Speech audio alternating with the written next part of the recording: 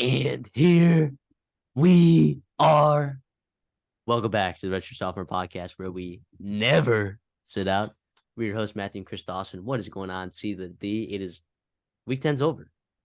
And boy, I mean, some big time conference championship implication games happened this weekend.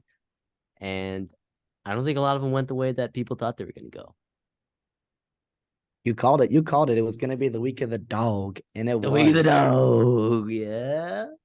And we'll get into it when we go to our recap of our picks. You had a very nice week. I did not. I've been ice cold, but this week we bounced back. But in week 10, I mean, we learned a lot, as we always do. It's November, right? A lot of good football. I just love seeing just tough, grinded out football, especially like the northern hemisphere or the northern half of the United States. Like it's awesome, man. Football weather. It was.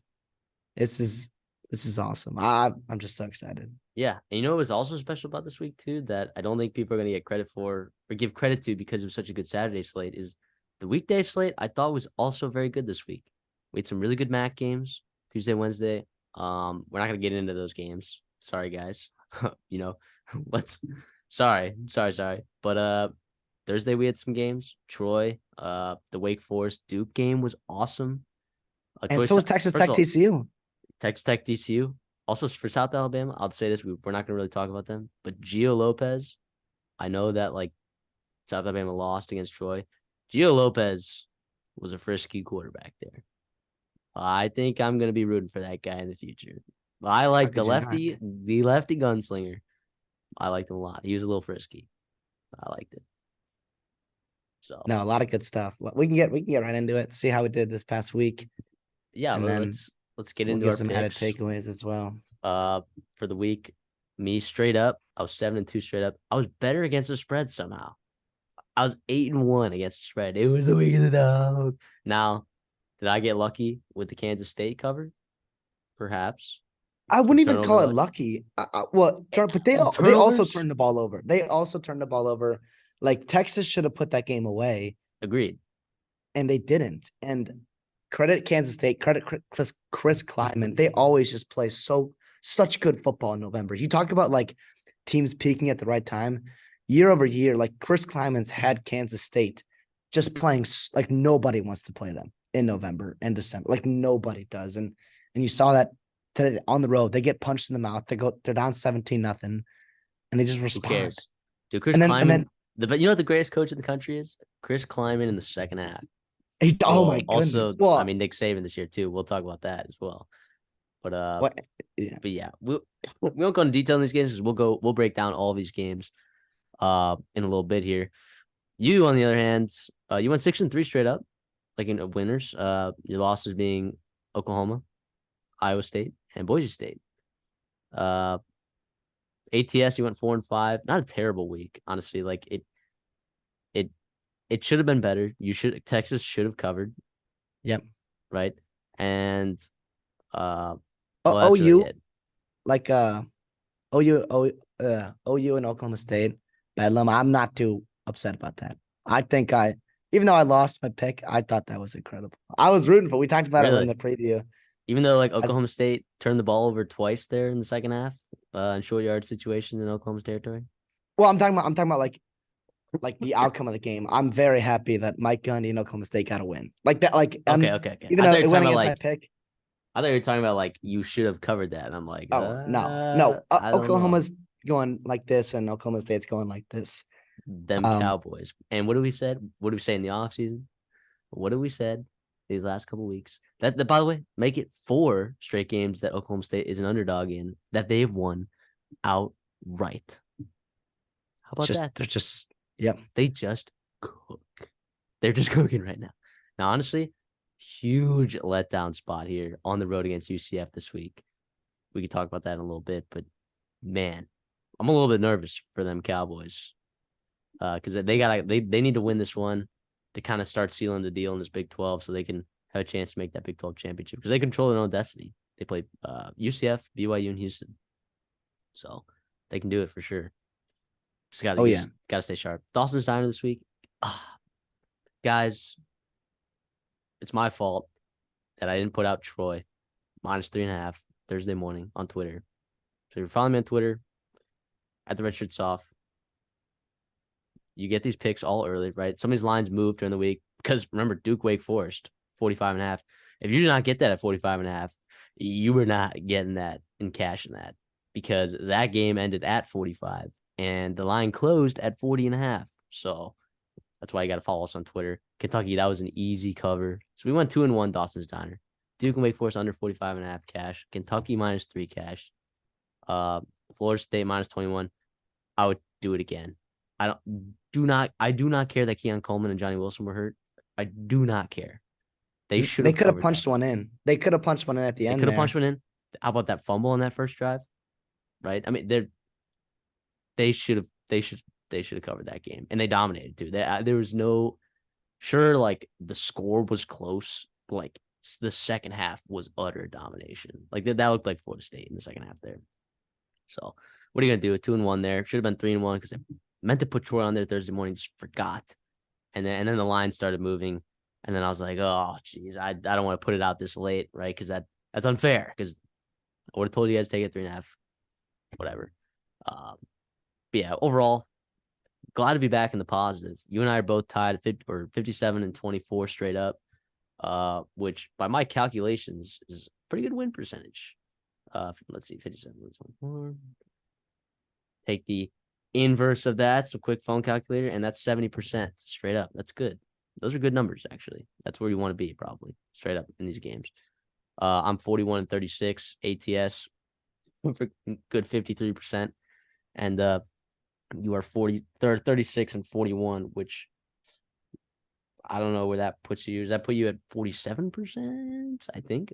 I don't know. I'm not doing the math. But and Whatever honestly, it is, that it's not good enough. It's not remember, good enough. like it's not good enough. You're right. But at the same time, like we don't have an edge on any of these games, right? We're just picking games against the spread. And some of these games we don't even feel good about. Like if you Most think of I felt them. good about, I mean, if you listen to the episode before, I did not feel good about taking Arizona at all. But hey, you convinced me. You did the Lord's work there. They're capital W wagon right now, man. Arizona is cooking, and they what are they like 8-1 against the spread right now on the year? Terrifying, fantastic. You love those teams in November, but Yeah. yeah, I thought it was a good At spread of one point in the games. year, we had Arizona plus 21.5 against USC. What would that line be right now, by the way? Arizona might be favored. And if they weren't, I would put a lot of money on Arizona. Whoa. Even though they lost, they They should should have have won that won. game. Yeah. And obviously, two teams trending in the wrong direction right now. But Yeah. So uh overall Dawson's Diner. 2-1, that's fine. I'll keep moving. I put out some Twitter, read some picks. So if you weren't already on those or want to see those picks, follow us at the Redshirt Soft on Twitter. Well, let's talk about some other games around the horn. A little whip around action. Arkansas upsets Florida, and does Florida make a bowl game? they have a tough schedule. This was their game that they had. They were supposed to get right, and they lost in overtime. I mean, tough against a skidding Arkansas team, just a skidding Arkansas team. And now Florida has to go on the road the next two games against LSU, who's pissed off about losing Bama. Now, do they have Jaden Daniels? Do they not? We don't know. We'll talk about that game eventually when we get there. But then at Missouri, right? They're playing great football right now. I thought they dueled with Georgia even in a loss. And then Florida State, right? Florida State, who's already going to have their conference locked up, just looking to get into the college football playoff. Wow. I mean, if Florida's a team, they've shown to be a team that can upset teams for sure. But I don't know. I really don't know. I mean, one team. They've upset one team. Tennessee. Yeah. Which That's honestly, true. at the time when I picked that, it was a lot of it had a lot to do with uh just Tennessee not looking good at the time. But really what it kind of came down was just Tennessee's offensive line looking like absolute poop sack. Uh because they had three guys down going in that game and kind of bit him in the butt when they didn't get off to a hot start. But yeah, I mean, Rocket Sanders is that his first 100-yard game of the season? It's Danny knows. I saw a tweet about KJ and KJ Jefferson and Rocket Sanders like suing Danny knows for like loss of earnings. because of Yes, how bad it's been. that was stupid. That was Yeah, that stupid, is but dumb. it has been that it has been bad. Notre Dame, Clemson. This was domination. Like, I mean, I know Notre Dame made it an 8-point game or whatever at the end there, but I mean, look, credit Clemson. They were banged up, man. They were banged up, and they came out of the jump, dude, up 24-9 at half. Uh, Credit those guys. And Sam Hartman kind of looked pretty sticky, Oh so he yeah, did not and look very good. What are your thoughts no, on this game? I'm not gonna say that I'm not surprised. We didn't cover this game for a reason because Notre Dame's out of the college football playoff and Clemson's out of the ACC race. But like Clemson has been dominating teams all year for the most part and just losing the games and finding ways to lose the game. Without Will Shipley, they did this after Davos went on his rant. Very impressive win for them. Now, does this move the needle for them? Do I think, oh, all their problems with their philosophy and the transfer portal and everything is like just cured? No. But I think it's a nice step in the direction. I think they needed this talented team in wounded animal mode. I mean, that's a recipe for disaster, especially at home. And they got it to a nice jump and they finished drives in the red zone. And that's what happens. Like, Yeah, Phil Maffa's a dog. He's the reason that they finished Lyle's drives in the red zone.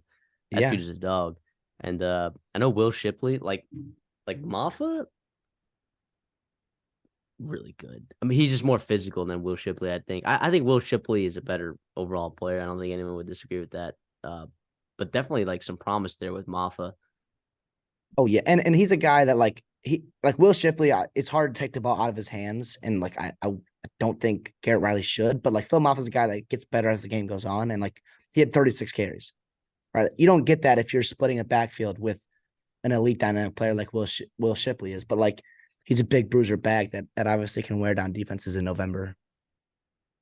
Yeah, absolutely. A&M Ole Miss. Yikers. You know what's yikers? Special teams.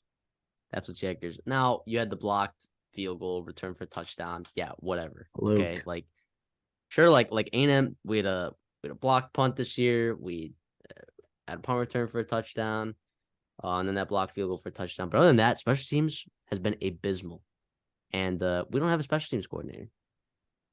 So it's very interesting because that falls on one person. Uh, as the head not too coach. much longer though. I don't not too much longer there. Gosh, we'll see. Max They've Johnson got was some. awesome in this game. When you have basically a set of broken ribs and you go out there and are still taking the shots that he took in that fourth quarter and it's just being a menace, like Max Johnson, I've kind of pooped on you a lot because, I think you've held on to the ball a little bit longer, made some questionable decisions. You showed absolute guts in this game. You played out of your mind and you deserve to win this football game, Max. You did 100%. You balled out. We ran the ball effectively for the first time, mostly because of Le'Veon Moss, and then a lot of that success from Amari Daniels came in the fourth quarter. But once again, if it's not this, it's that, right?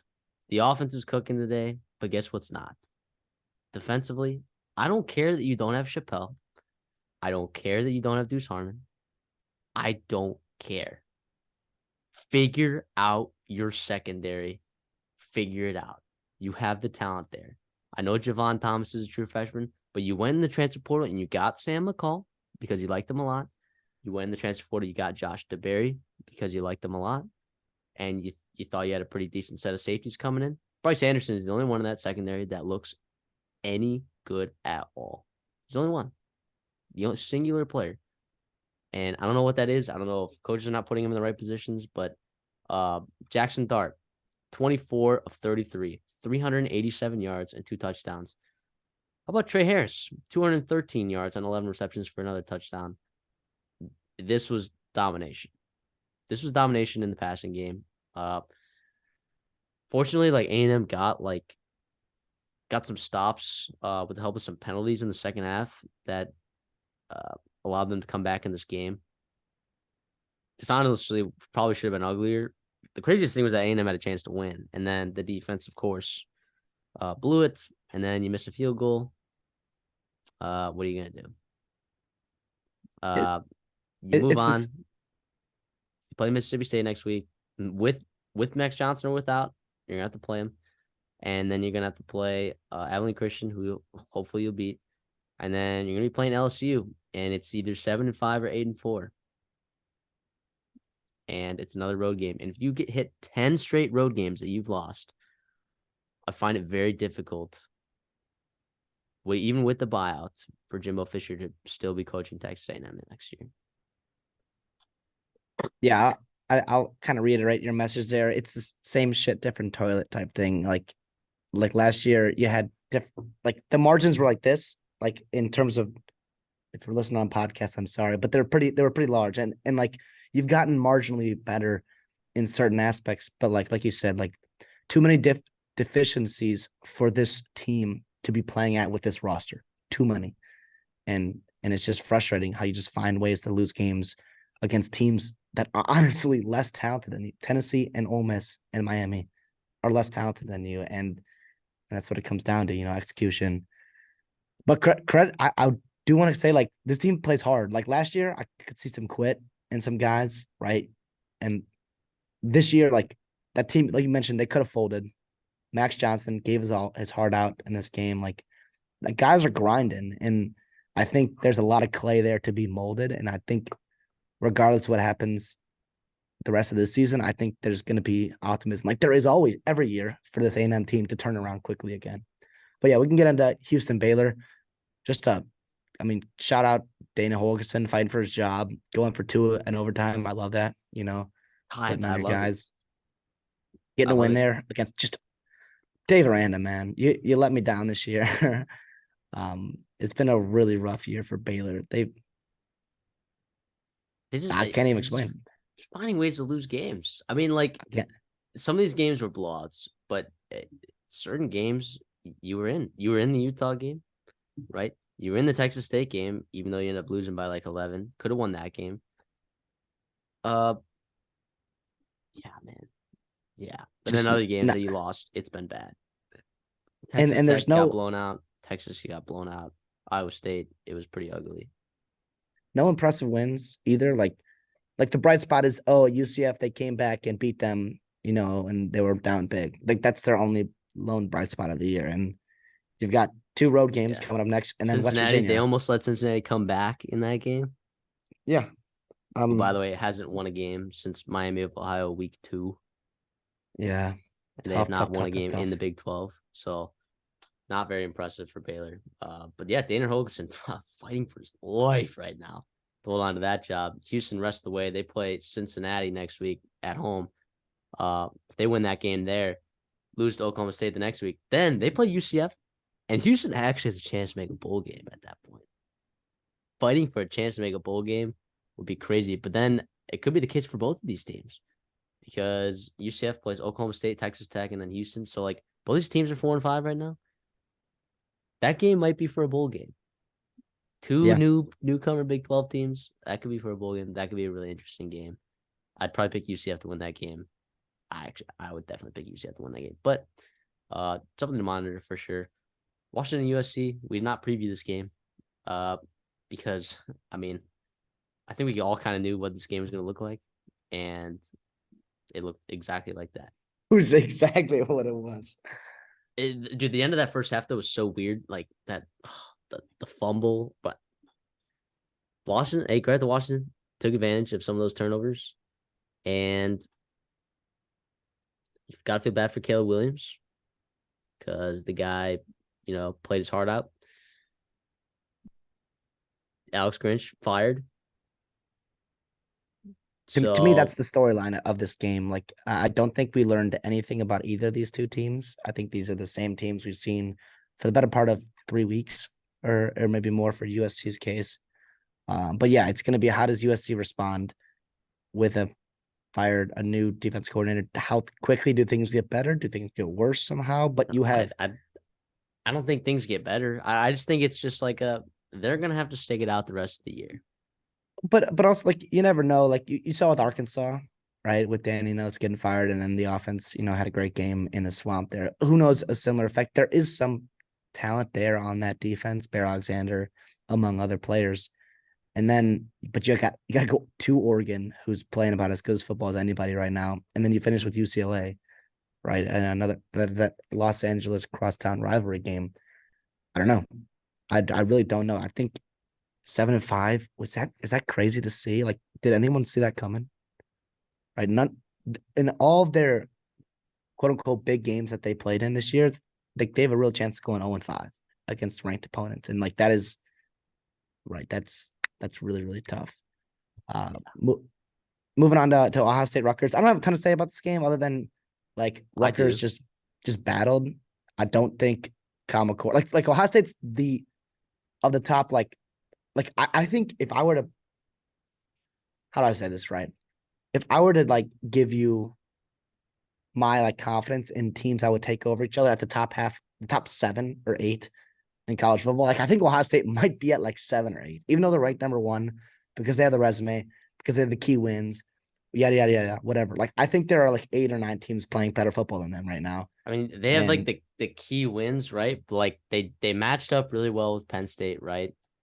Notre at Dame, home, is that all that impressive of a win? I know it was on the road, but it's starting to look like okay, it was an impressive win, but I'm just saying it maybe doesn't look as impressive as we thought it did like 3 weeks ago, right? like how much different is Georgia's win against Missouri? Like let's really talk about. I'm not going to be SEC bias here or whatever. Like I do think like there's You're Bama's a win Big Ten against Ole guy. Miss. You're a Big Ten guy.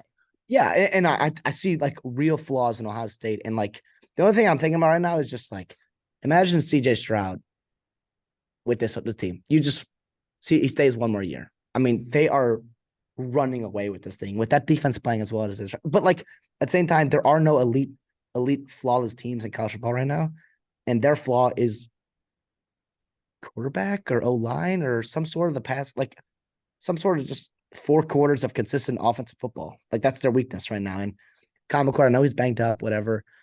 Trayvon Henderson needs to stay healthy. He is actually Yeah, he's a might be more important than absolute Marvin Harrison dog. because He's a they dog. they need him. Yeah, but He's a also stud. Graciano. I mean, Rutgers is bowl eligible right now. Like they were 6-2 coming this game. Like Yeah. And good for them. they are currently not favored against Iowa. Is that a wrong team favored type situation? I mean, how do you even power rate Iowa? I mean, Yeah, that's I don't such a know. hard thing to do. Yeah, I don't know. Anyways, next game, let's talk about Miami NC State. I didn't watch this game. For the record, you viewers that want some awesome analysis from me, I did not watch this game. 20-6 was the final score. NC State won. What I got from this game is that my over 6.5 bet has an actual shot to hit. And guess what? For the total wrong reason. The main reason that I bet that was because I'm like, oh, Brennan Armstrong reunited with Robert and I. No, that's it. That is not why. That is not what. Brennan Armstrong played some wildcat this game. I mean, it was a wild. They were using his legs. They did not use his arm at all. I loved it. I loved every second. He's a leading rusher in this game. I Yeah, loved it. I do think like people are hitting the panic button on Miami right now. I'm not gonna be that guy. I do think like they're hitting a little wall right now. They're winning against A&M doesn't look as good. They're winning against Clemson is kind of whatever. But Yeah, also both of those wins. like they had bad second halves and turnovers against North Carolina and Miami, and then they blew that game inexplicably against Georgia Tech. Like that, whatever. Like this team, they have a chance to finish. They go 1-2, 2-1, like the rest of the year. Like they're gonna be 7-5, 8-4 in a very, very much improved ACC. Like I don't think it's time to hit the panic button on Mark Cristobal whatsoever. They got good recruits coming in. They got some freshmen playing really, really well right now. I think takeaway about this one is like North Carolina State. North Carolina State is just a grinder of a team, and Miami had to go on the road, and they just couldn't get it Yeah. done. I'll say this. I don't know what happened to Shannon Dawson's offense, but through the first 4 weeks in the season, Tyler Van Dyke had 11 touchdowns to 1 interception. Let's fast forward to the next 4 weeks. They're gonna have 5 touchdowns to 10 interceptions. Yikes! That's the difference in this game. That's the difference Yeah, in the wins and the losses, right? You have bad losses to NC State, UNC, Georgia Tech, and in overtime, barely scraped that win to Virginia. That's the last 4 games. I think it's come down to Tyler Van Dyke. Whatever it is, he does not look comfortable in this offense, which is crazy because that offensive line's really good. It's really good. And they've been able to run the ball at times. So I don't know. Really weird. Let's move on. Iowa Northwestern. Do I need to say anything in this game really besides like Iowa's kind of locked up the Big Ten West pretty much? I'll be honest, like, and this is not just the optimist Minnesota fan in me. Like, I think someone else other than Iowa could really win that division. I think they're so bad. Like, they're so bad offensively. I just have no confidence in them to win any more games. I think Rutgers, Illinois, and Nebraska, I think they all have a real chance of beating like Iowa might go 0-3 or like go 3-0, I know, whatever. But like part of me thinks like Rutgers might just be almost a better version of Iowa. And then Illinois is playing good football. Nebraska, is Nebraska on the road. Like who knows? I just think like the Big Ten West is almost right now like the most wide open race, but it's also like the least important race in all of conferences right now because whoever they're going to send is just going to get slaughtered by the other side there. That was a cool game Yeah. in Wrigley Field, though. Yeah. I mean, it was pretty wild. And the fact that they went down and got the yards to kick that field goal was impressive to me. Given what we've seen, Brian Ferentz, 1 foot in the grave, finds a way to make it happen. Because as everyone knows, Brian Ferentz will not be returning to Iowa next year. That has been confirmed. Whether he's been fired, forced to resign, whatever Back it to the is, NFL. back to the NFL, he's gone. So I do think David Braun showed out again, had a chance to win. That's pretty cool. They made it happen in the fourth quarter to tie it up and just couldn't get it done to win the game. I think if they went to overtime, I would have loved to see this Iowa team in overtime. I don't think we've seen an overtime game this year. I would have loved to see it. Yeah. Like Oh my how goodness. far do they move the ball? Like is it more like is it just a kicker battle at that point? Like who can make the Yeah. field goal from 45 yards? That's what you run the ball 3 times and 2 times, and then you center the ball on 3rd down and you kick the field goal. Yeah. And then you get lucky on some 2-point conversion play. Anyways, moving on to Iowa, Minnesota, sticking in the Big Ten West here. Heartbreaker for us Minnesota fans. We had control of the Big Ten West for all of 3.5 hours on Saturday. After Wisconsin lost to Indiana, yikes. After Nebraska lost to Michigan State, yikes. Illinois comes into Minnesota. And to be honest, like Minnesota, like I thought played a pretty good football game. They had another special. Sean Tyler is really, really struggling. I think he's got the yips right now. He's really struggling to hold on to football. He gets tackled 1 time all game, and that was on kick return, and he fumbled it again. Opening kickoff, like he did. Right? Yep. And like he did last week on the second play of the game, where he fumbled against Michigan State. And like Illinois scored a touchdown, and then we gave up a long touchdown on what was it, 4th and 11 with their backup quarterback coming in, and they got that. And then 2 plays later, Whoever that guy is. I mean, it was crazy. 3 for 3, like 80 yards and a touchdown. I guess, but even like Altmaier's played well. I think he's played well most of the year, considering what he's had there. But yeah, Minnesota just blew their only chance of ever going to the Big Ten championship in the next probably 20 years. Regardless, a lot of people are very upset. A lot of people are very upset, and I don't quite take that same, standpoint. I think big picture, like you just have to understand what Minnesota football is like.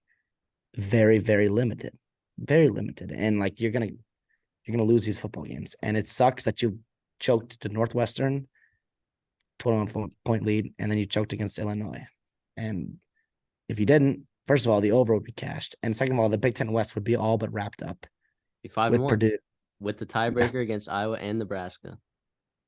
Yeah, and then it basically come down to maybe Wisconsin, but like Wisconsin's probably gonna lose in a couple games too. Like they're playing bad football right now. Moving on to probably the most shocking results of the weekend. dare I say. Now, the least shocking result is that the under hit in this game. Of course, we're talking about Army and Air Force. The score was 23-3, and it was Army who had 23 and Air Force had 3. What? I mean, turnovers, right? Turnovers.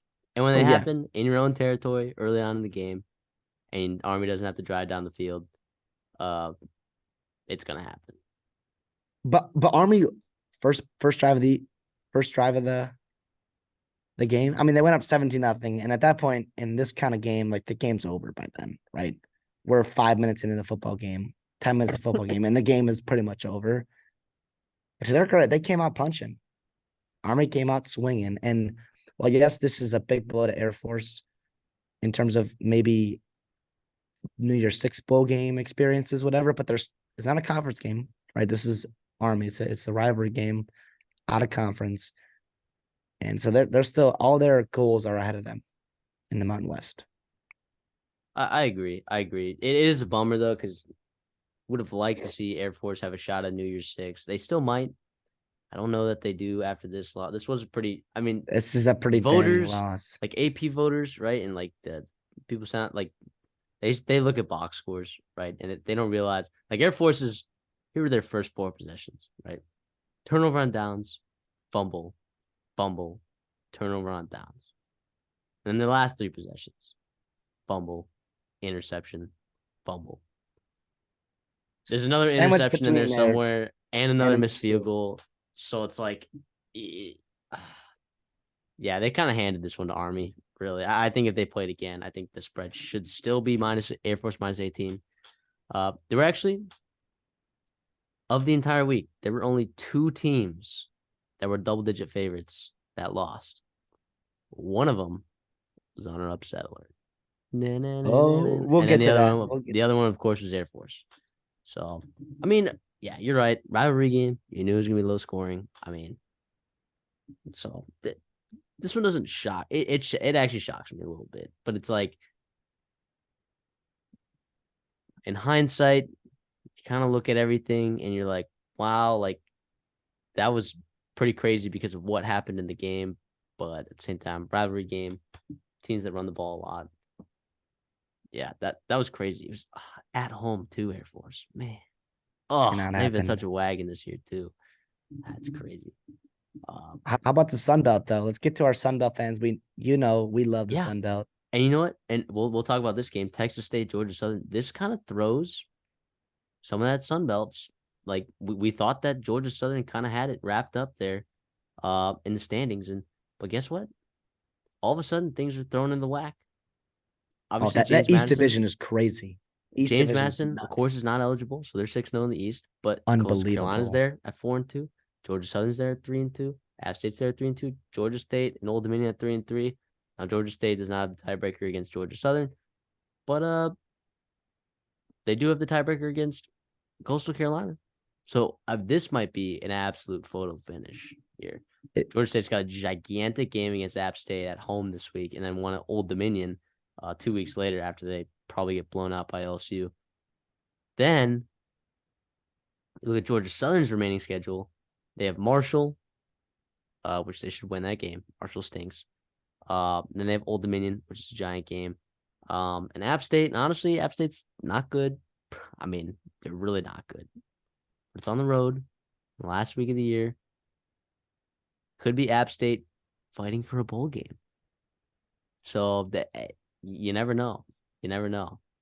Boone, North Carolina is pretty rowdy on random weekends, random Saturdays. So that Sun Belt East is going to be awesome. Texas State 45, Georgia Southern 24. Let's give Texas State that credit. It's going to be hard to catch Troy there in the West, but how about a bounce back game for TJ Finley? Huh? I mean, how about Yeah. that? I mean, of course, Marty got his, right? 99 yards, but TJ Finley, 25 of 31, 301 yards, 3 touchdowns. Yeah. Oh, yeah. He's back. 2 rushing touchdowns also on top of that as well. Really solid game. Domination from the start. 31-10 at half. Never looked back. Feels like Davis Brin has games where he just elevates his game so much and he just uses that talent around him Caleb Wood and Burgess, but then he has some games where he just looks lost. And I think this was like one of those games. If you look at the stats, it's pretty modest stat line, 18 of 28 for 195 and touchdown and interception. But when Georgia Southern has to rely on their ground game to move the ball, that's when you know that there's a fundamental problem there. Fundamental problem going on there in this game. That's not to say Georgia Southern can't make moves the rest of the year. They're still a really good team. I would still say that they're probably the third best team in the Sun Belt, or well, if you're not including James Madison, probably fourth best team in the Sun Belt. So they're still up there. Or depending where you have Arkansas State. Those boys are winning football games. But yeah, it's gonna be a crazy Sun Belt finish. It's gonna be a crazy Sun Belt finish. So I'm really excited for that. And a lot of those Sun Belt teams are actually gonna be bowl eligible. Really the only two teams that don't have a chance to be bowl eligible are Southern Miss and Lou Monroe. Other than that, there's a lot of teams fighting for a bowl spot. So it'll be an interesting final 3 games. Yeah, and regardless of what you may think, bowl games still matter. They still really matter. These teams, Oh yeah. 6 wins is what they're looking for to be able to play. It's also money for game. the conferences too. Like the conferences care a ton. Big deal. A big deal. Especially now with like less with the Pac-12, feature that whatever. Like there's gonna be like more spots to open up. And the Sun Belt, I think, is looking to throw their way into that Power 5, But obviously they're a long way from that. But you ready to get in? Long way. You ready to get into our actual breakdowns? Yeah, let's get into these recaps. Let's talk Bedlam. Oklahoma at Oklahoma State, Stillwater. Come on. I know if you're looking at the box score graphic that we have up, Oklahoma outgained Oklahoma State. Oklahoma State deserved to win this football game. They turned the ball over twice in the second half in Oklahoma territory. Guess what they said? We don't care. We're going to find a way to get stops late, and we're going to go down and win this football game. Alan Bowman, man. Alan Bowman. He's been playing some of the best quarterback in the Big 12 these last 4 weeks. He has been. He makes the throws. He trusts his receivers. They actually have some talent there. I kind of like what they have. And then Ollie Gordon, of course, he got his. We knew he was going to get his. I thought he might have had a bigger game, but when you rush for 137 and 2 touchdowns, that's plenty. That's plenty in most cases, right? But hey, man, Alan Bowman. Although Ollie Gordon did throw that interception, which was, I have zero clue why they ran that trick play, coming right out of the quarter or the timeout or whatever when you have all that momentum. And I don't know why he threw that. There's no need to run a trick play right there. Didn't matter though. Billy Bowman picks him off, but then Alan Bowman comes right back and scores a tutter. So this is an awesome game. Dylan Gabriel, 26 of 34 or 37, 344, a touchdown and a pick. For the second straight week, not really getting it done when it counts. Not putting the game away. Yeah, how much has that narrative changed since that Texas game? Which is a shame though, because like you ask college teams all around, like it is hard to manufacture a game-winning drive. When the defense knows you're gonna pass the ball, it is very hard. Right? You're tired, a lot of emotions, you're on the road in a rivalry game. But obviously, right, didn't get it done. I thought he played fine, but like the better team tonight was Oklahoma State. They are playing fantastic football right now. Oh yeah. Oklahoma is, trending the wrong direction, like we talked about earlier. And it's exciting. I'm so happy for Oklahoma State, those fans, right? I'm sure it was nice to get that last win, that last say in this historic rivalry game, which I hope will eventually continue up again. But yeah, Ollie Gordon for Heisman. If they had some more marquee games down the stretch, I would really be, endorsing that a lot more. I just think he might not have the platform to get it done. Obviously, a Big 12 championship game with Texas, presumably Texas would be obviously huge for him to do that. But yeah, when we got UCF, Houston, and BYU down the stretch, like dude, he might run for another 600 yards these next 3 games, which might be his only way to the Heisman. But honestly, I think Ollie Gordon and Oklahoma State, they're looking at Big 12 title hopes. Like that's their goal right now, and I think it's a real possibility. How high can they climb? Right, they're at 20. They're how high can they climb? Yeah. We'll Well, see. We'll see what comes out they were at tomorrow. 22 like this past week, right? So Yeah, I don't know what they're at this week right now. I mean, college football playoff show will be out, I guess, the day that this comes out. So we don't know what their college football playoff rankings will be, but dude, New Year's Six, it's not out of the question for these Cowboys. no, But and what do I we don't know say? anybody. Save a horse and ride these Cowboys. Mike Gandhi is just such a legend right now. He's such a legend. He's Gosh. awesome. Sorry. Apologize for that. Boone Pickens Stadium is just historic. Historic. Yeah. I mean, and this is good for them too, because like in the new Big 12 era, like it'll be it. It's nice to know that things never change with Mike Gundy, right? Dude, I think an underrated storyline, like a coaching matchup that's just gonna be tremendous, is Mike Gundy and Cal Whittingham. I think those guys are just Oh, super, super exciting. Like I love those personalities, their play styles of the team, just their FU mentality. I'm gonna recruit 3 stars and develop them.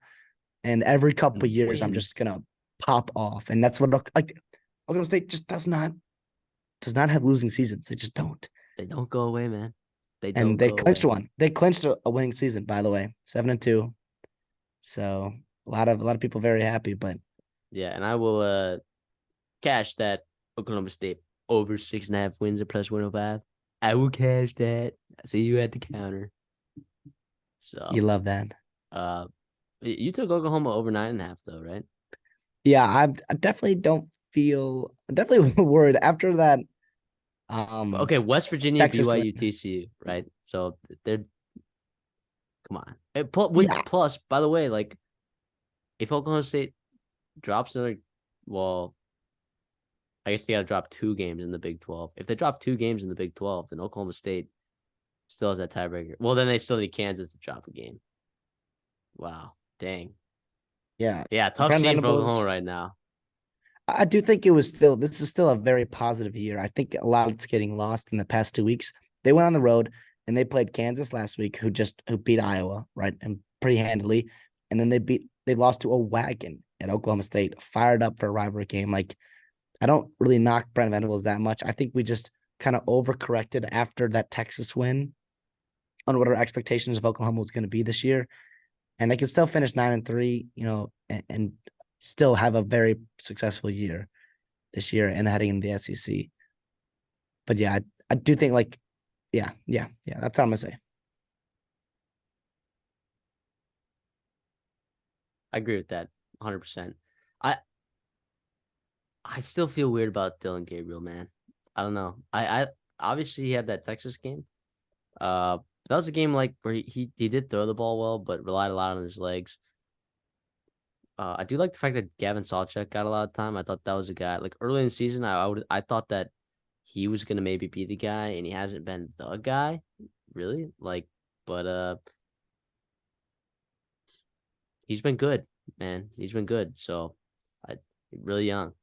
As a young player, so I think he should get more time. He obviously showed why he should get more time in this game. So I'm looking forward to the rest of the season for both these teams. These are 2 teams that still have a lot to play for, I think. So Absolutely. very, very excited for that.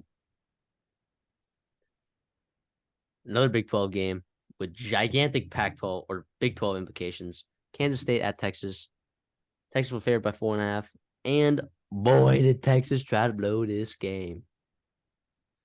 They were really falling into bad habits, their old bad habits with Texas. A must-win game that they just let slip through their fingers. The old Texas would have done that. The new Texas, though, you got to give them credit. They got to stop in overtime, right? Like when they needed to. I I do don't know like. why they I don't know why they went for it, but whatever. I mean I that think 4 yards is a lot. The thing is, if you know you're going to go for it, why are you running 2 passes when you that have you have on second and third down you pass the ball and like you have Will Howard who is 260 pounds or you have Avery Johnson who is an athletic freak.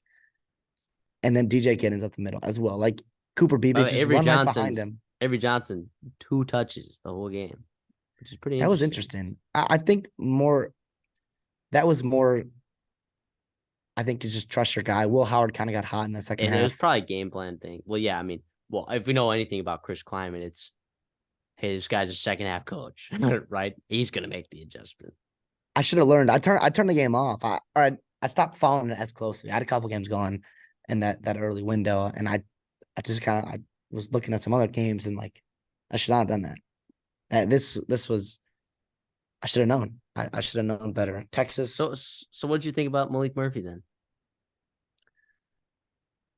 he looked good at times. I mean, he's a young quarterback. Like he's not Quinn Ewers, right? We've been spoiled with Caleb Williams and like some of these guys, Bryce Young, coming in and just having immediate success. Like Malik Murphy was never supposed to be like that. I do think like it is frustrating because you do have this just crazy talent. CJ Baxter got his, Jonathan Brooks obviously got his. That AD Mitchell, it was his turn to step up today. You just have so much talent. The O line's playing pretty darn good, and Sarkeesian, like it is frustrating to see a young driver drive a Lamborghini. Like that's what it is, and it's like he's not quite ready to take it to the next level. Like they won the game, and I think you have TCU Yeah, next a week. must-win game, by the way.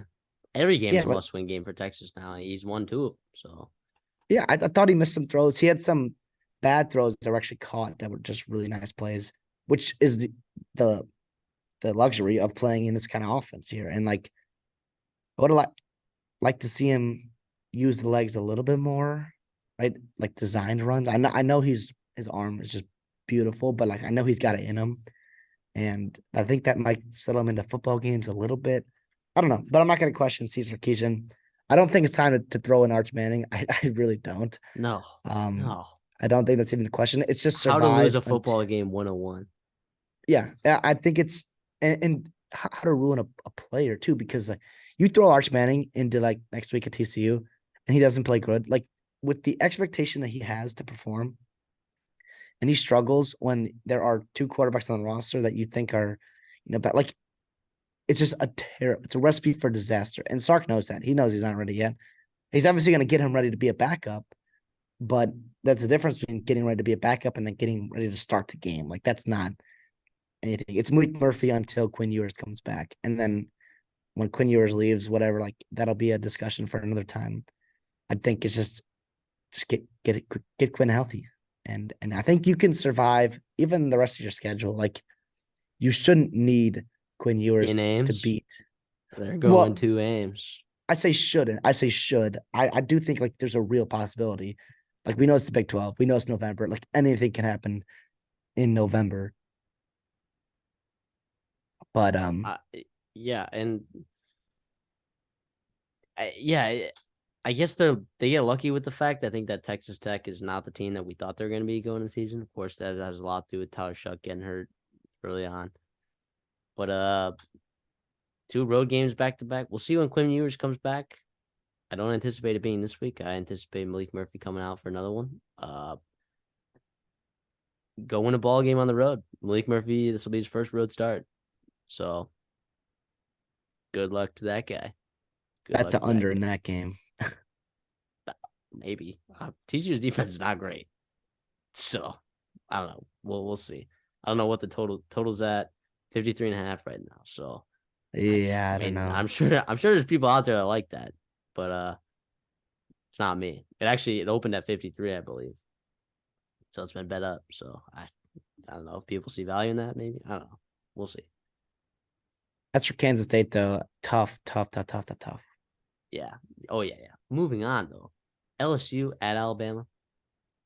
Uh, we both were on Alabama this game. We both took a -3. Bama did not punt a single time.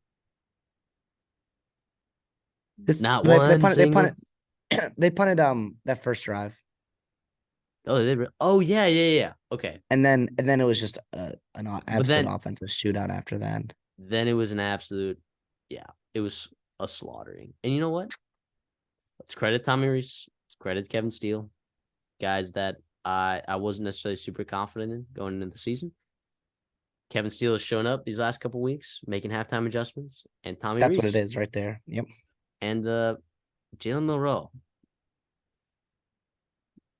Look what happens when he uses legs. 4 rushing touchdowns for the kid.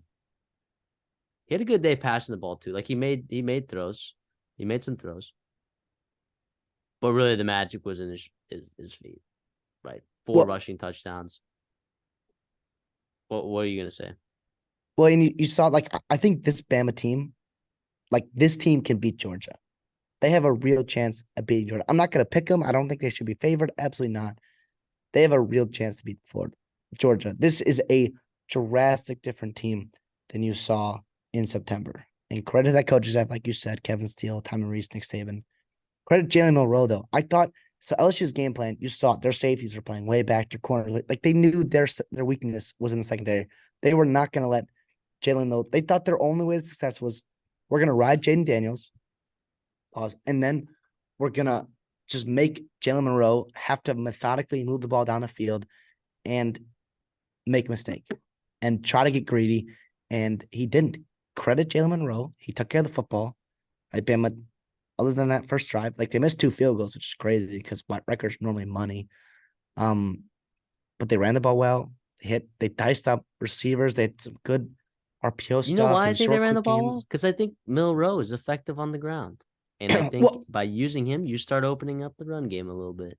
that's just it. Like now it's pick your poison. And now in terms of this offense of being like almost a liability, it's like, okay, do you want to defend the pass or do you want to defend the run? The problem is if you have a front 7, I think Mekhi Wingo really missed him in this game. Absolutely. Like talk about a run stuffer. Talk about not having to add extra bodies in the box. Like with Mekhi Wingo, like you can play 6, you can play a light box and have some success in the running game defensively.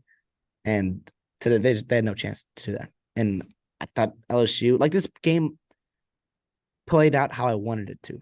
If you're a Bama fan, like this is how you wanted it to look. You knew it was not going to be a blowout. You knew you were not going to shut out Jaden Daniels, but you wanted to see progression from the defense. You wanted to see second half adjustments. You wanted to see physicality, which they played with, and oh boy, did they! And then Dallas Turner plays with a little physicality. he does, which you haven't had in a while there. And then also like you want to be able to run the ball and Jalen Monroe to look good. And I thought all those happened. And like you have to really, really be excited about and they're November. As far as like Novembers go for Alabama, this has got to be one of the easiest Novembers I can remember in a long time. Right. Like After the LSU LSU. game. Yeah. And like, but this is also like this LSU team didn't really scare you. I mean, obviously, like you tell Alabama fans like now they're all we weren't scared of LSU. Like they were, but at the same time, like this is not an elite LSU team. Yeah. And Jaden Daniels, though, still played out of his mind, I thought. This is the same thing that happened like against Florida State, right? And people are going to point fingers. Actually, I don't think anyone now. I think in hindsight, people are thinking, like I think people understand, right? At Florida State, people pointed the finger at Jaden Daniels, which was wild, which was crazy that people were doing that. But then, well, you weren't pointing fingers in him that game. Yeah, you were No, I pointing was fingers. not. Like you thought at the beginning of the season, you were like, maybe like preseason, you were like, I don't know that he's gonna take that step, right? Turns out he did, Yeah, right? You weren't pooping on him after Florida State. I'm not saying you were. In this game, I don't think people are gonna be because I mean, 163 on the ground and a touchdown, 219 in the air, 2 touchdowns. I mean, the reason why that they were in this game, and what we saw Garrett Nussmeier come in, I mean, that didn't look all that much better, right? Malik Neighbors looked awesome. I was a little surprised that Brian Thomas didn't get involved there a little bit more in the pass game, but uh, yeah, I'm sorry, Jaden Daniels. You did what you could, man. Dallas Turner got you pretty good with that shot right there, I which, hope he's all right. yeah, I hope he's all right too. I'm not going to sit here and say that was a dirty hit. That I think that's a little bit not fair to say that was a dirty hit. Uh, say that Dallas Turner was not trying to get a good lick on a quarterback, you know, uh, I don't know that that's fair to say either, right? We know Dallas Turner is trying to get his licks in on the quarterback, right? That's what you But do. That's what you do. Like that's the problem. Like we talked about early in the year, Jaden Daniels, and like the reason why like at times we were scared to pick LSU is because like he runs just straight up and down, like just full you know, and it's like normally like he he takes runs big, erect. he just fully erect and like normally he takes big shots in the open field when he's not dicing on people, but this time he actually stood in the pocket, was trying to deliver a throw and just got buried. I mean, very very scary play. Obviously, like you don't want to see a head injury to a guy, especially the caliber of Jaden Daniels. But no, it was not dirty, like you mentioned. It was a football play. That's gonna happen. Like the quarterback, like it's gonna happen. You stand in the pocket, you're expecting to take a big hit. That It was just happens. probably a penalty. It was probably a penalty. And it was called a penalty. It was not targeting, but it Yeah. was roughing the passer, which Yeah. it's the same thing, to be honest. Like Dallas Turner getting kicked out of that game would not have affected the game. The game was over by that point. No. I mean, maybe the first half of the Kentucky game next week wouldn't have had an impact, But it's regardless, though. yeah. I enjoyed watching this game though. There's a lot of action in this game. I'm hearing that there's some rumblings about questioning Brian Kelly. Like what's that going? Do you believe that? Like have you changed your feelings on, like, you were an No, over those nine and a are half better for these. LSU? No. Have you seen what is left of the secondary? And you're like, oh, Oh, well, it was the roster that he built. It was like, yeah, he didn't.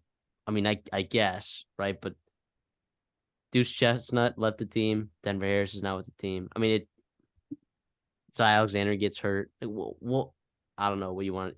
He saw a hole in the team and he went to the transfer portal to fix it, and it didn't work out. Boo hoo, right? He has a quarterback playing at a Heisman level, right? He's got wide receivers. He's got like 3 wide receivers that are going to get drafted very soon. He's got an offensive line, a young offensive line playing well. They're in these games against good teams. I'm sorry. 2 playoff caliber teams he's played this year.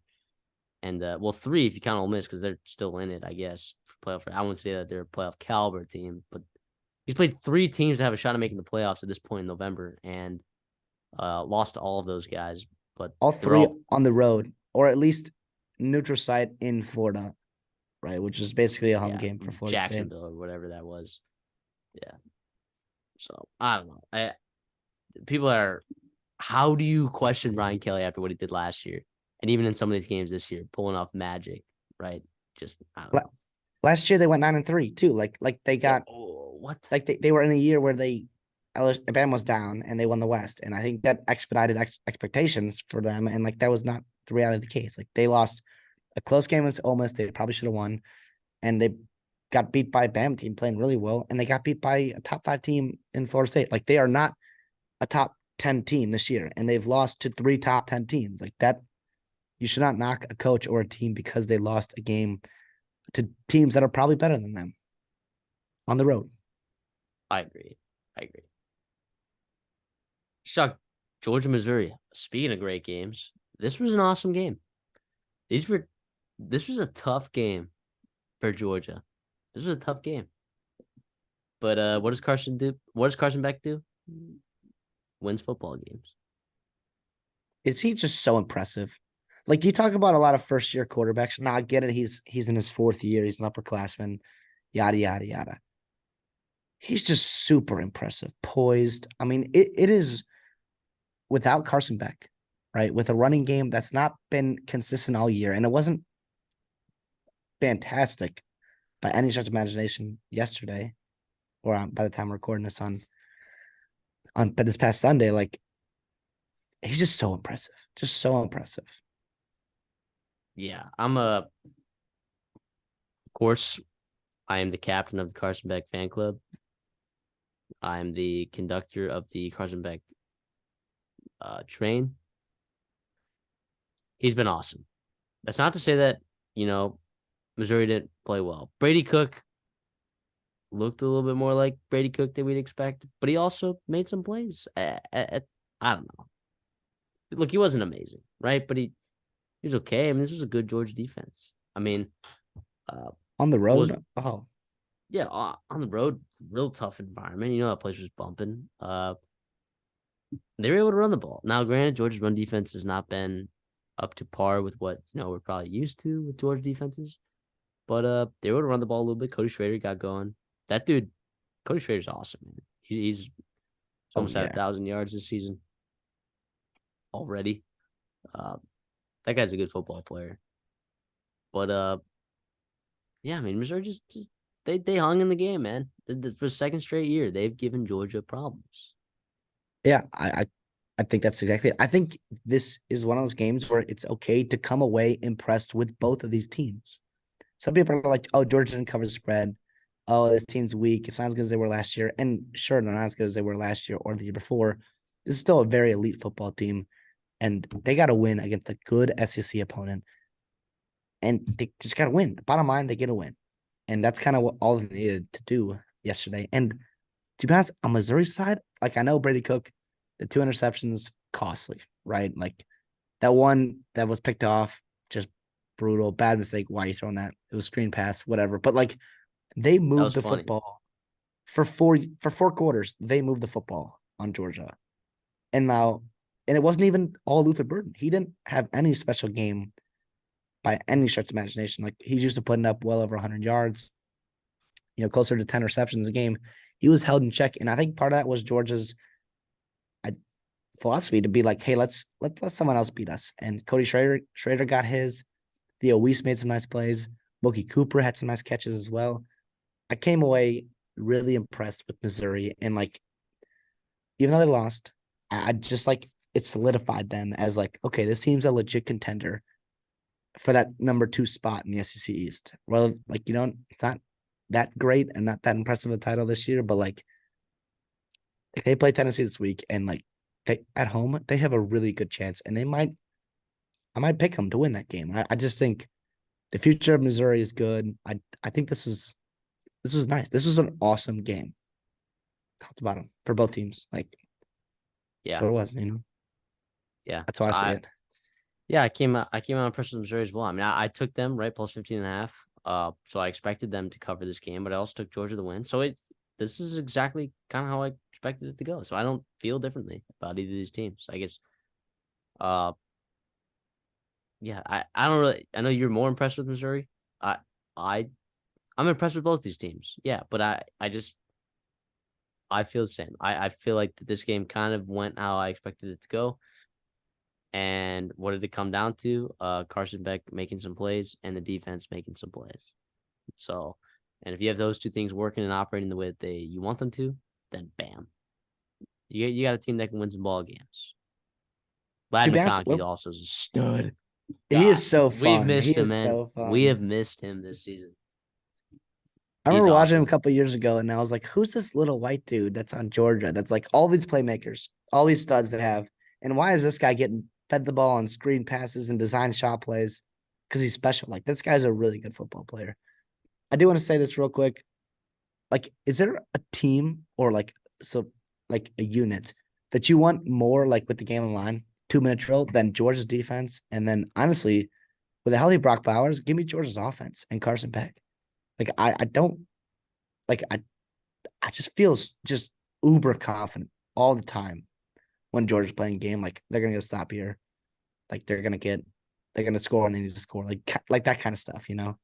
Yeah, I really like their secondary when they're healthy. I do think the run defense doesn't feel like it normally does. Like it'll be like if they make it right to the championship game and they play Alabama, right? Like it'll be interesting to see what Bama can try to do on the ground. I don't know. I don't know. But also Georgia plays Ole Miss this week. And I mean Ole Miss is just casually top 10 team. That spread I think opened at -11 or -10.5. So there's another game, another gauntlet. Of course, they get that game at home as well, which is turned out to be a pretty nice schedule dynamic for Georgia. I don't think we expected Missouri or Ole Miss to either of them to be top 15 caliber teams. So turned out turned out to be a pretty nice year for Georgia to have Missouri at home and Ole Miss at home. So we'll see. We'll continue to monitor both of these teams. Uh, Missouri still got a lot to play for sure. I mean, they're 7-2 right now with only 2 losses. Uh, coming to LSU and Georgia. So, I mean, they still got a lot to play for. So, I'm excited to see both these teams down the road. Again, like you said, Missouri plays Tennessee. Then they play Florida at home, and then they play Arkansas. So, they got a chance here to really, even if they lose to Tennessee, they got a chance to go 9-3, which for Eli Drink, I mean, come on. People were That's talking about this. This was hot do or die seat. for him. This was do or die for him. And This was hot seat. this Missouri football team and this program can compete in the new SEC with the NIL rules. Fun fact, I'm actually writing a paper right now on the NIL in college, and Missouri's legislation is just top notch. It's like their state is just super, like they nailed it. They hit it right on the head, and they're putting their positions and their programs in a really good chance to succeed in the new NIL era. And with Eli Drinkwitz and some of the players that they're keeping home from the state of Missouri, they're going to be a fun team. They're going to be a hard out in the new SEC. With a ton of blue bloods, Missouri is going to be a team that nobody wants to play on their schedule. Go to the Pac-12. Let's talk UCLA at Arizona. This line was UCLA -3. Guess what? What do we say it would come down to? Come down to Noah Fafita. What does he do? He throws for 300 yards and 2 tutters. That's what he does against a loaded and talented UCLA defense. Of course, that quarterback room still a mess for UCLA. 27-10. Arizona gives UCLA the business, and it never felt like. I don't know. Did you feel like at all like it? I don't know. I guess maybe in that third quarter. No, I don't know. I felt like I felt like Arizona controlled this game. What about you? I had supreme confidence leading into this game for Arizona, and then also like just all throughout, even after the interception, whatever. Like after that first drive, Fafita was just incredible. Just incredible. The team is tough. Nobody wants to play them. And to be honest, they're scheduled on a stretch very doable. It's a shame that they didn't pull out either of those Washington or USC wins in October, Because because we would be having a completely different conversation right now. if they would be right in the heart of Pac-12 race, and they still are. They're only a 2-loss team, right? Only losses to Washington and USC you'd think is probably eliminated. I guess maybe not, but regardless, like frustrating. I think Judd Fish has this program playing awesome. They're moving to the Big 12 next year. They're another team to keep an eye out for. I mean, yeah, they had the decommit and Elijah Rushing, whatever. This team is awesome. Judd Fish is a great coach. They play so hard. I mean, they played hard last year and they just couldn't get it done in some games. This year, totally different story. This game was just the epitome of like, oh, everything's paying off, and like this was it. And you have to feel good if you're an Arizona fan. You have to feel good if you're Judd Fish. You got a guy in Fafita, and you got 3 more years of him. He's a redshirt freshman, and at 5'9", like I don't see him declaring early next year. Listed at 5'11" or 5'10" or whatever it is, but That guy's 5'9". we know he's that's awesome. this guy.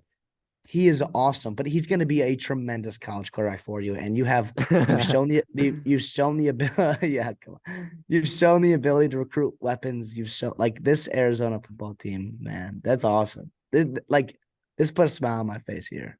And yeah, enough of Fafita talk though. The defense. I mean, look, yeah. UCLA, they started with Garbers, right? They had to go to Dante Moore, and then they went way in the bag and pulled out Colin Schlee and made Colin Schlee. They made Colin Schlee look like they reminded him that he was a MAC quarterback, basically. He has like 3 completions on the year.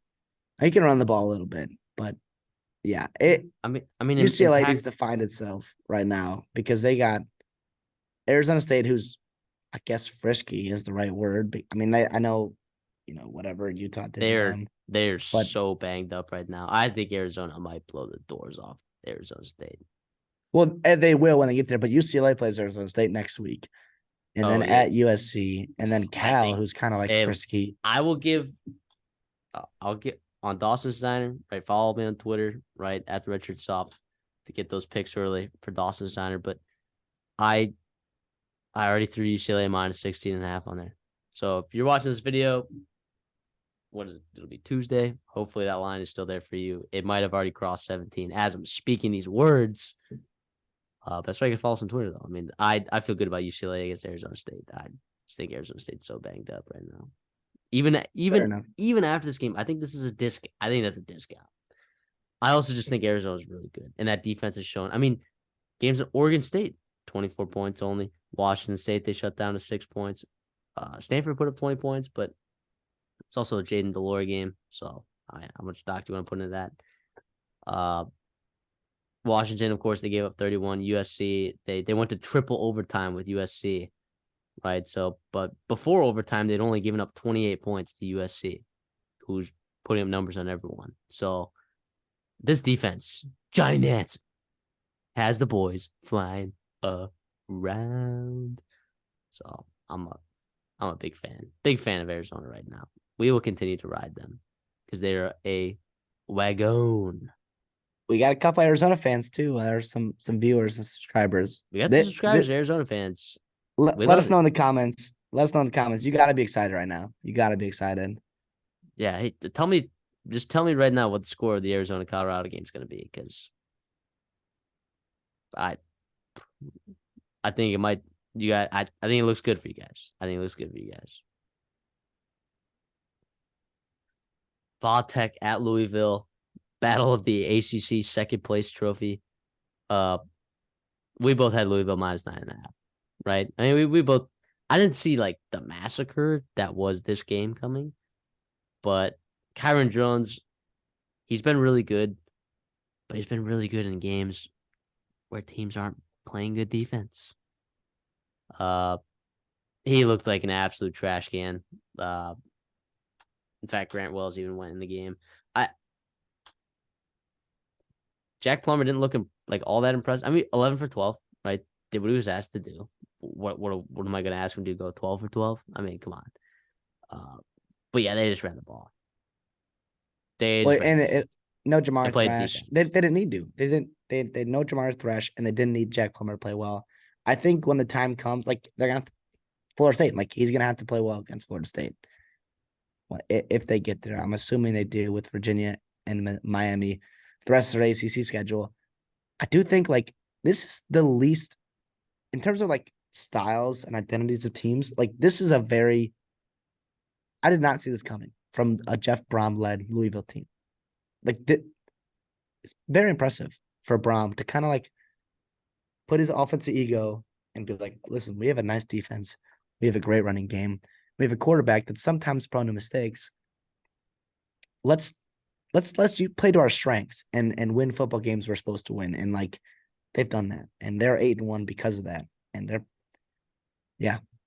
I wanted everything in my body. I wanted to take Virginia Tech. I wanted them to win. Feel good story for that. Couldn't do it. Brent Bryant. I could just it was just the wrong move. And we saw that play out. But Virginia Tech's got a chance to make a bowl game? Yeah, that's what it comes down to. And they have a chance.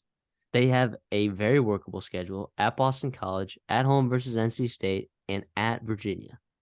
And Tommy Castellanos, though, man. That dude's frisky. Mr. Thomas. The definition of frisky. And then Virginia, I mean, who knows? It could be Calandria from here on out instead of Tony Muskett.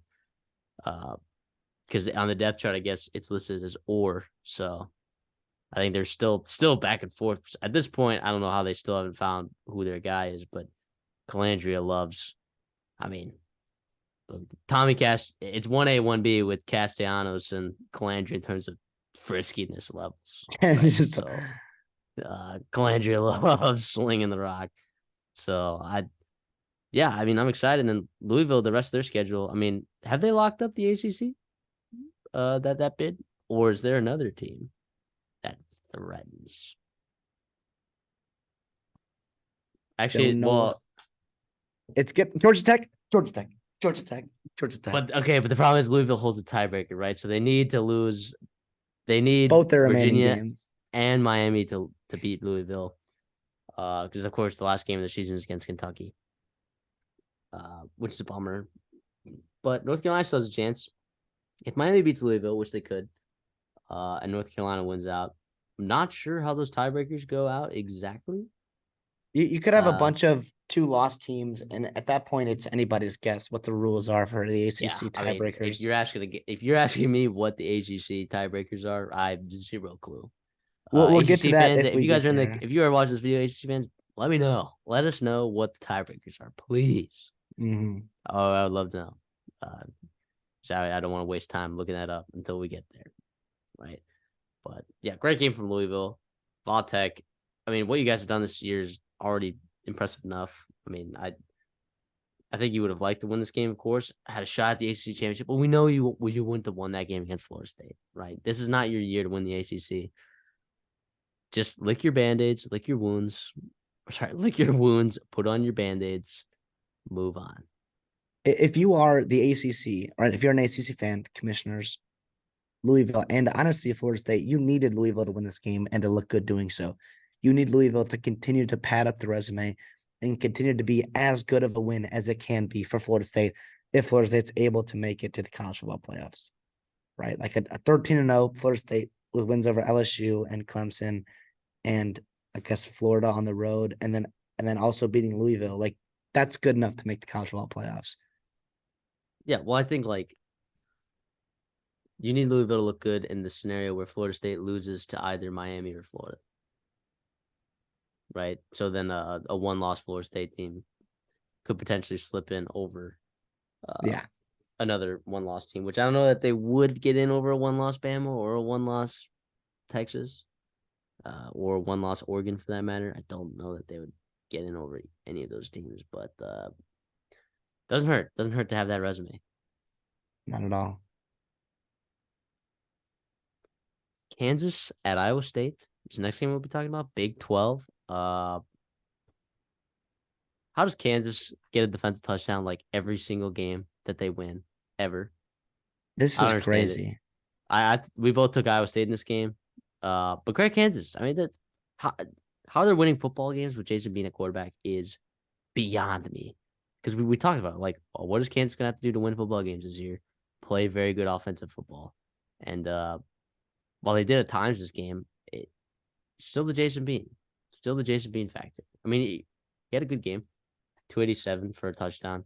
But he didn't really do anything on the ground, which is his athleticism is kind of like his game. Uh, and they didn't really run the ball that well, Devin Neal or Highshaw. So how do they win this game? Uh, Turnover from Rocco Becht. Then you also had, which of course was a pick six. Uh, I don't know. I mean, what are your thoughts on this game? I do want to give credit to Kansas here because first of all, like it's Kansas, right? Like no longer are they like the lovable losers, right? Like this is a legit football team, a legit program. Lance Leipold is hopefully stays there for a while because they're really fun to watch. And this is without Jalen Daniels and Jason Bean. Yes, very experienced, very good, exciting player, but obviously down and down consistency has not been his thing over his career. But I thought the way that they responded in that fourth quarter after Iowa State goes. So yes, you're up 21-3.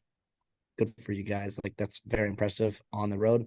But you go, Iowa State scores 2 straight touchdowns, and then boom, first play, touchdown to Lawrence Arnold, whatever. Iowa State comes down, kicks a field goal with 5 minutes to go to keep it a 1-possession game. And what do? Devin Neal and Darren Henshaw just runs the game out. And like that's impressive. Like that's learning how to win football games on the road in the conference in November is hard.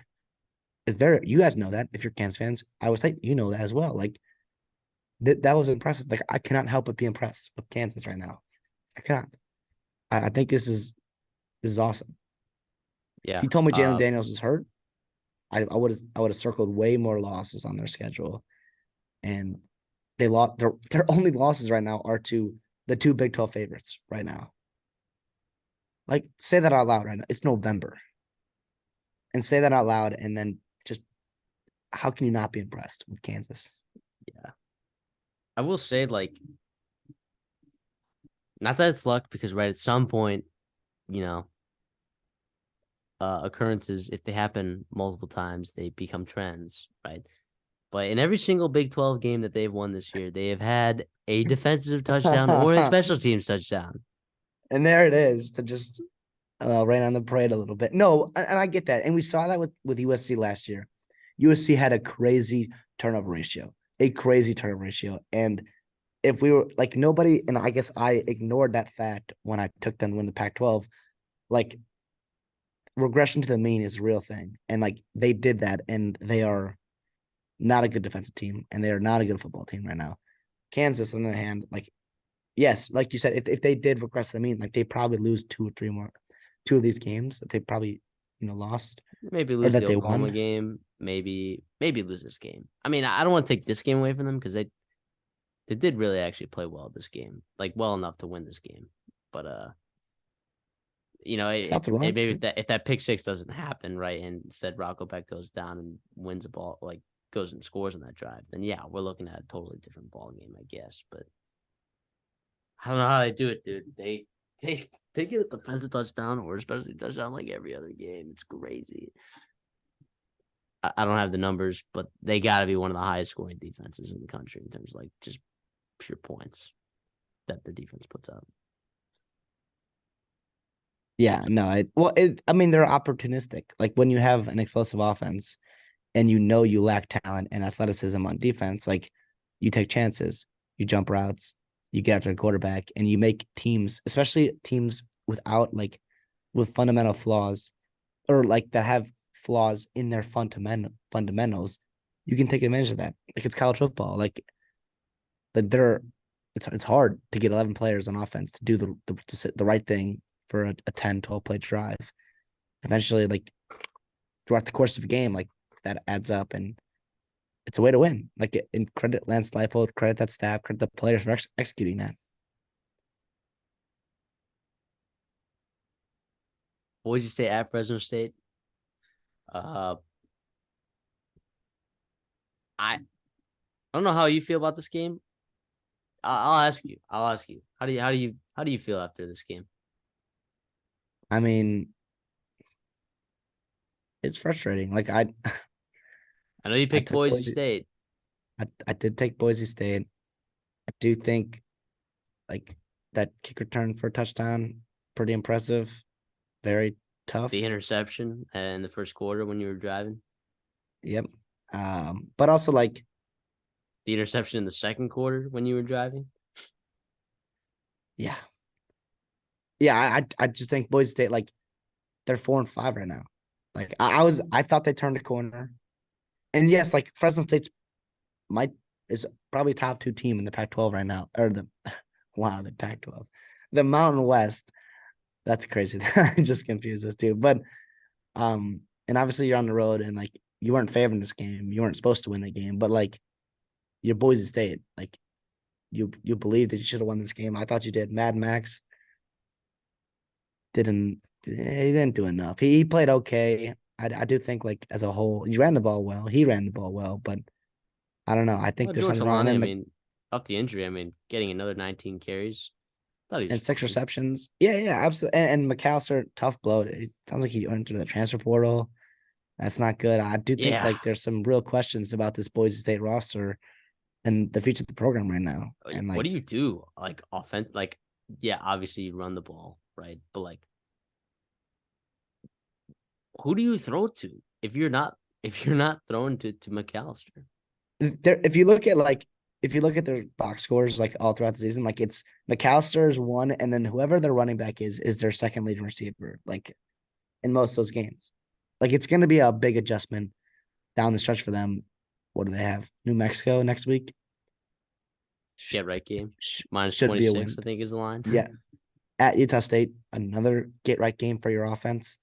I, But I don't know, man. Utah State's Cooper Lega is putting up some points. well, but for your offense can get right, and then Yeah, that's the you hope. finish with Air Force. So like you could be, I don't know, 6-6 this year, and like, geez, I know you had a tough out of conference schedule. I get that, but that's very very Yeah, frustrating. In a Mountain West right now, that's got some good programs, and like Fresno State, Air Force, UNLV. You think you found a coach there in Barry Odom? Like Wyoming's always a tough out in Laramie. Like it's got to be frustrating for Boise State. yeah, I would agree. I mean, I'll say they played better this game than I thought they were. I thought that the Wyoming game was a product of Wyoming not being able to run the ball on this Boise State team and not being built to throw the ball. And sometimes those games get out of hand. They did play better in this game than I thought that they were going to. Like, they had a chance to win this game. They had a chance to cover this game. Uh, I do think they're still not. They're a top half team in the Mountain West, but I think there's a gap. I think there's still a gap. They're lucky they didn't get blown out. They could have gotten blown out. I mean, yeah, Fresno State was up 17, and then Boise State kind of inched their way back. But yeah, in terms of Fresno, let's talk about Fresno State here. Well, yeah. Well, I'll say Fresno State really could have put it away, but then Mike Keen threw that pick, and then that led to the Boise State touchdown drive to make it 13-10 right around halftime. So, yeah, I don't know. Sorry, you were saying something? I said let's talk about Fresno State for a second, like the winners of this game, like a real like a legit Mountain West Conference contender, right? They're scheduled down the stretch. I guess San Jose State's playing better on the road there. You'd like to win that game. You have no idea if you're gonna though, right? But It's a close line. You see yeah, that line? yeah, Like -1. like kind of caught me off guard. And I Yeah. get it, you're on the road, but San Jose State's playing better. We talked about them last week as like a team. Well, they've that's blown out the blowoutable teams the last couple of weeks. Yes, and sometimes you got to be careful about that. But their losses are good losses at the same time. And then New Mexico and San Diego State, San Diego State is not typical San Diego State. We believe is to be the case there with Brady Hoke. But yeah, I think Mikey Keene made some mistakes today or in this game. But overall, like they put up points. Mike Sherrard had a game running the ball. Yeah, Sherrod is Catching a the ball. dog. Well, he's on that. Yeah, like he's shown up when it's mattered, especially in like second halves of games. But yeah, he's shown up when it's mattered. So good for Fresno State being able to run the ball, especially like when Wyoming couldn't run the ball. I guess. Well, who else is Boise State play? Well, even UCF like had trouble like running the ball early on in that game. So I don't know, man. Credit Fresno State for this win, man. Yeah, Jeff Tedford, they have a real chance to win the Mountain West here, and the Bulldogs. It's nice to see that, and you got to win at Purdue. Like, it's a successful season so far. I mean, the one loss is in Laramie. Whatever, most of those teams, like understand, you can scratch that game. You've had some tough games recently, but you found ways to win, and you battled quarterback injuries. Even though we like, both quarterbacks there at Fresno State, but yeah, they're putting themselves in a prime position to be right in that upper tier of group of five, like elite tier of group of five teams. Speaking of G5 teams, let's talk Sun Belt. Let's talk Speaking JMU. of elite G5 teams. JMU at Georgia State. Holy domination. This was domination. James Madison, I mean, Marcus Carroll, right? We talked about going into this game. Georgia State's going to want to use him. They've been using him all year. But guess what? I mean, Marcus Carroll, 13 rushes for 33 yards. And the James Madison defense shows once again why it's the number one rushing defense in the entire country. Shuts down. I guess Darren Granger had 100 yards on the ground. He had one big run. La-di-da. La-di-da. This was domination. Jordan McLeod, 307 yards, 4 tutters. And adding another 104 on the ground and 2 touchdowns on the ground. Accounting for all 6 touchdowns. What a great game, man. What a great game for him. This team improves to 9-0 in the Sun Belt. And we're going to mention it every time. It is still, to this day, November 7th, criminal that James Madison cannot play in the postseason. and forget about a bowl game. I want to see them rematch Troy. I want to see that game. That would be an incredible game. That is a disservice to the Sun Belt. And James Madison, there's a chance they can still play in the bowl games if there's not enough eligible teams. Like there's a weird rule. Who knows if that happens? It's a shame. It's ridiculous. But like you said, they don't care. They're playing because they know that what they're playing for is pride and that they believe they can impose their will on teams, and they've done that. This is awesome. Yeah, I should have seen it coming. Georgia State it was a bad matchup for them. well, we both took we both took JMU though. We took them both -5.5 in our picks. So But I didn't think it was going to be like this. Like this was no. uber impressive, and the line was 5.5. So I guess nobody really saw this coming. But Yeah, but I mean, James Madison ends the year UConn, App State at home, and then the final game of the year is at Coastal Carolina. So the I feel like Chanticleers. the one get you spot maybe is playing the Chanticleers on the road. But also if you're real quick to interrupt here, I'm sorry, James Madison, like that's their last game of the year, probably. You're telling me they're not going to be fired up to win that game and go 12-0? Oh yeah, oh Like yeah. the Chanticleers, they might be fighting for a Sun Belt berth. I'm sorry, a Sun Belt conference championship berth, and they might run into just a pissed off James Madison team.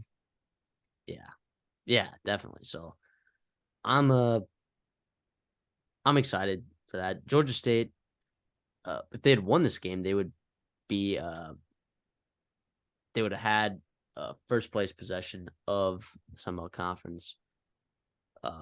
East, fortunately, or actually, it would have been like a weird three-way tie between them, Coastal Carolina, and Georgia Southern. But because Georgia State is a tiebreaker over Coastal Carolina, and then, but Georgia Southern has tiebreaker over Georgia State. So I don't know. It would have been really weird, but they fall 3-3 in the Sun Belt, 6-3 overall. Obviously, a great season for Georgia State in general. I don't think anyone expected them to have 6 wins here in November already. So good for them, man. I know they just got blown out in this game. I think this James Madison team just might be on a different level right now. Them and Troy are just kind of running away with things. I mean, man. Kurt James Signetti, Madison's Yeah, James Madison's like outscoring opponents 180 to 100. That's they're they're blowing some teams out. Troy also their point differential 138 to 49. So I like the Sun Belt this year. They got a lot of good teams in it. It's unfortunate Georgia State just ran into an absolute freight train. But I'll be rooting for both these teams still as we go down the road. I like Darren Granger. I like Marcus Carroll. So I like Robert Lewis. All good players. All good players. So I'm just gonna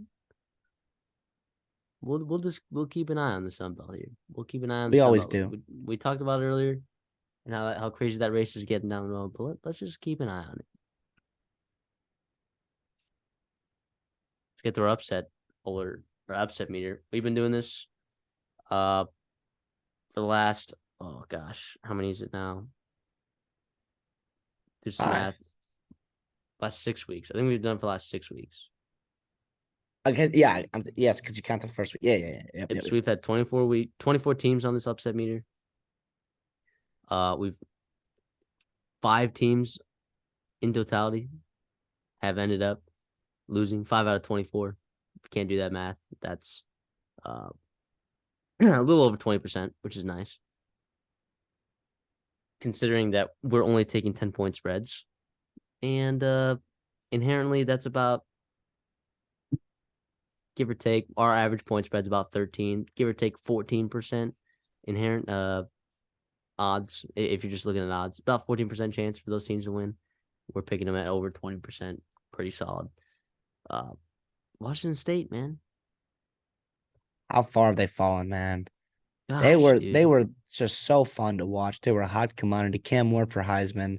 I was Yeah. leading that bandwagon, and they just it's been The ugly. hitch game off. Arizona State and Stanford and back-to-back weeks. I don't know what to say. Do they Other win a than game the rest of the year? I hope so. Hope to win all three. But no, but I don't know. I think the team has the capability to beat anybody. We've seen that, but they also like down to down. I think their down and down consistency is not good enough. And I think they weren't deep enough. It didn't hold up over a full 12-game season.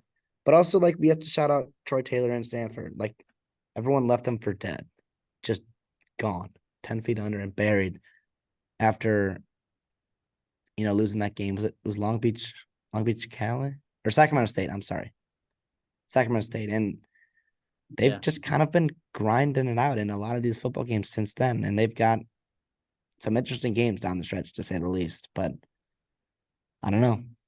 4 yards rushing. 4 yards for rushing. Washington, for Washington Washington State. State. Four. Four. Against Stanford. Four Yeah, come yards on. rushing. I'm not saying that you need to like run all over Stanford. That's not what I'm trying to say. Four. Well, 4 yards rushing. I know that's not their identity. I know that's not what Ben Arbuckle wants to do up there. But come on. Come on, man. part of that is skewed because of Ugh. sack yardage, but still, I just think I don't care. 7 points. Do what you have to do to move the football. You got shut out in the second half. You Yeah. got outscored 10-0 in the second half at home. That cannot happen. Yeah. Other teams on this list, SMU we had as a sweating, which by the way, Washington State we had steaming because we that was our highest rated upset of the week. It ended up happening. Sweating, we had SMU in sweating territory. That was, I mean, they played a good game with Rice. Rice kept it alive. In that game they covered. JT Daniels I thought played really well, but ultimately SMU did what they needed to do to win that football game. So, I guess credit to SMU.